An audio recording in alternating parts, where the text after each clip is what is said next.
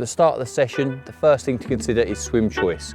And in the summer, you look around, you see fish on the surface, but in the winter, it can be a totally different ball game. You know, I've had a good look around this morning, I've been looking for visible signs like bubbling, fish topping, but I haven't actually seen anything. And in that situation, the only thing you can really do is go on either local knowledge, which can be the bailiff or other anglers that you meet, or previous sessions that you've had good results. And luckily, I fished this lake a lot.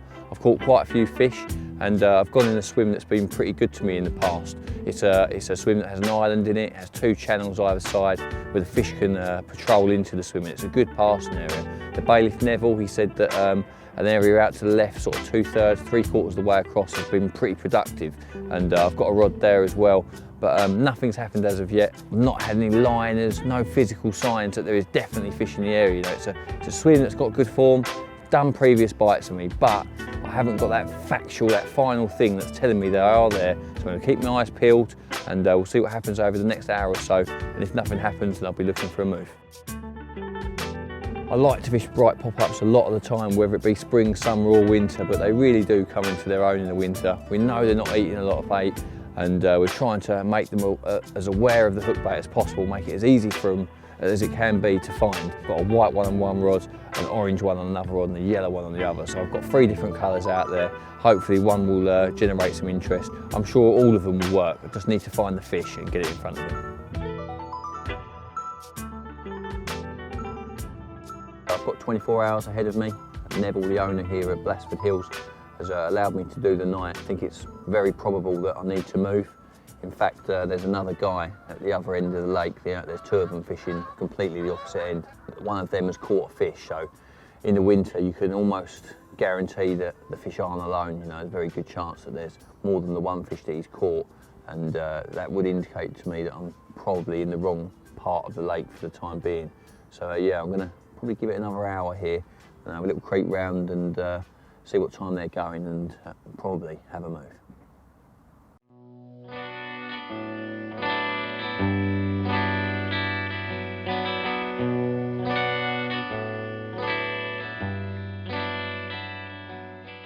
When targeting a lake like this, you know, quite a small day ticket venue with lots of carp, there's various sort of features out there that I can be looking to locate carp in. You know, a lot of them will be overhanging trees, especially on the islands and in the secluded little bays. So anywhere that's a sun trap really, somewhere where a few carp could group together and hide up, you know, away from the angling pressure. These can be great little spots, you know, especially if they are facing the sun.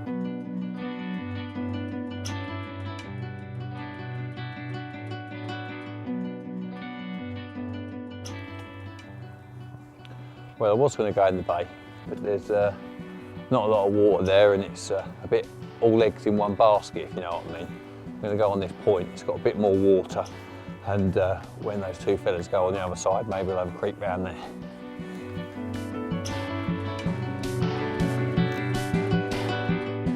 Pop-ups and naked chods are particularly good for minimal, low disturbance angling. When you're moving, try and drop in amongst fish for quick bites. They're absolutely ideal, making the fish aware that the pop-up is there by being bright in colour, but also that naked chod presenting over any minimal debris. When choosing a pop-up, there's a few things to consider. Firstly is colour. You know, I'm generally using bright ones, whether that be white, yellow, orange or pink. You know, a bright one stands out. It makes the fish aware that they exist and gives them the opportunity to take them. But beyond colour, you have to have the attraction, you know, the smell that's in the boilie or the additives that you use to it. You know, these days, a lot of the time I'm using goo. The squid in particular is a big favourite of mine. The pineapple, the new Scopex and the buttercorn. They're amazing smells, and they'll catch you loads of carp.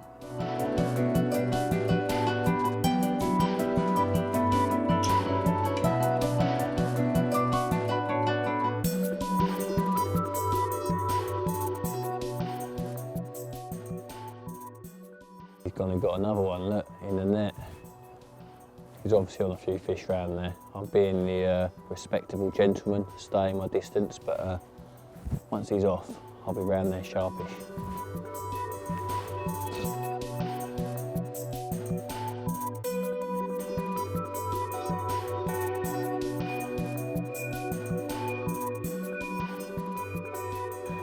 Well guys, it's been your typical horrible February day, freezing cold, nothing seen. The little move hasn't paid off.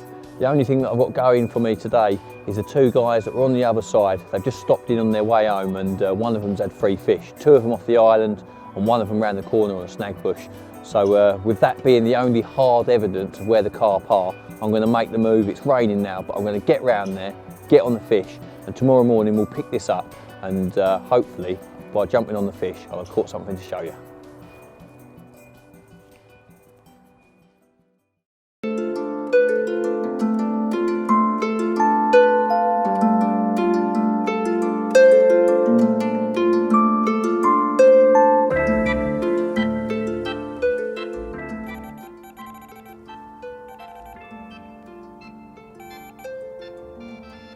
Well, it couldn't be any more typical of a winter session.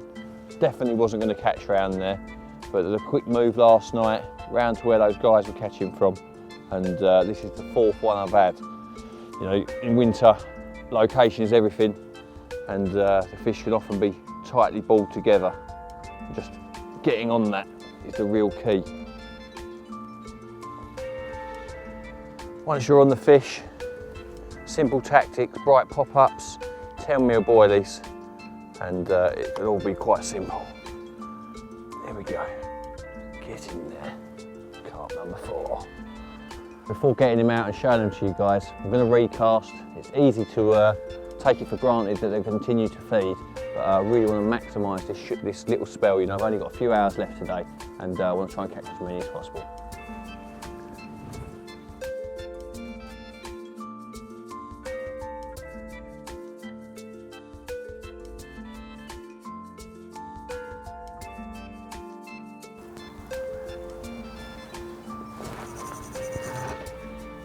That. Like an absolute warlord cast.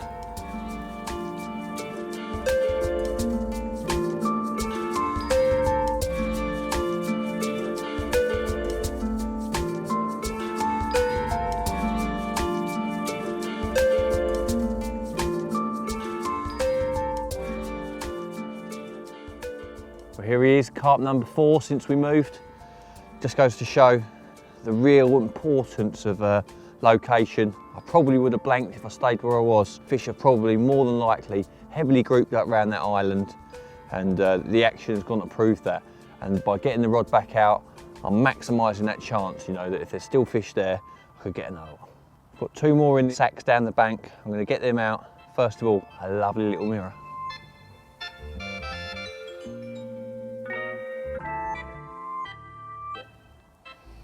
Well, it doesn't get much better than this on a freezing cold February day, a scaly little beast like this. You notice the start of the session, I was moving around with the single hook baits, and that's the key really, to locate the fish. But now that I'm on them, and I'm catching a few fish, I'm steadily applying a bit of bait, and I've been firing out 10mm hybrids to the island in the catapult. They're going out there easy, it's only sort of 35, 40 yards, and judging by the liners, they're really getting on them. And that'll help them to snaffle up those pop-ups when they stumble across them.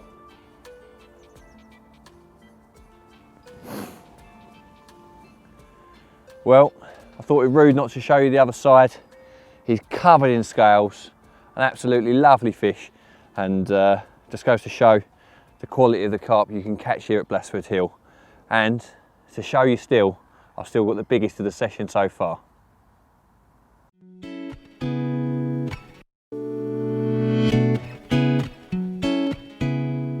How's about that? A cracking Blasford Hill 20-pounder on a freezing cold February day.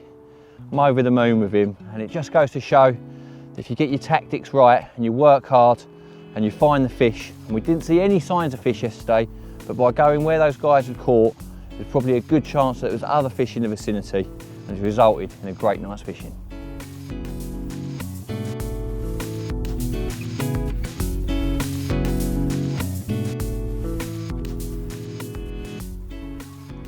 Well, hopefully we've got time for one more.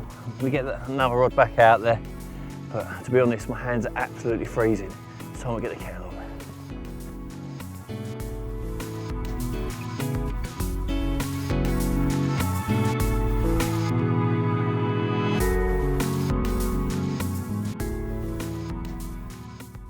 Often in winter and the late part of the autumn, I've often found evenings can be the best time. You know, the guy yesterday, he caught some of his fish late afternoon, and my fish sort of came in the middle of the night as such, and since the morning it's been one bite this morning and then very quiet. So maybe it's down to feeding times, maybe they've drifted off, but time will tell. Still a few hours left, hopefully we can get one more.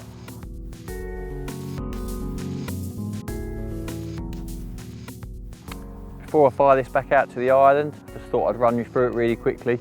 You've probably seen it before. It's a naked chod rig, really minimal, but most importantly, the real key here is I haven't got to feather it down or feel the lead to the bottom to prevent it tangling. There's absolutely no way this can tangle. I can fire it out hard and low at the island with a low trajectory, and so that'll be safe in the knowledge that that'll be presented every time. You've got two beads, you've got a line protector bead there, and then the top bead that sets the distance, and they're just set sort of 6 inches and 9 inches from the lead, and that's just to position the pop up the distance from the lead I require. At the other end of the rig, I've got a heli safe, and that's fish drop off style, just in case the fish gets into the snags on the island. So let's get it out there. Often in the winter, we've always drawn to the deeper water, thinking that's where the carp will be. But more often than not, especially if there's cover, you know, in an island situation like we've got here at Blastford Hill, you know, the fish can hide under the trees, in the shelter, gathered up, huddled together, and yeah, it can often be the right spot, especially if you get some sunshine. In the winter, I often fish singles, you know, to start with, because I'm always reluctant to put in bait to draw attention from the birds and whatnot.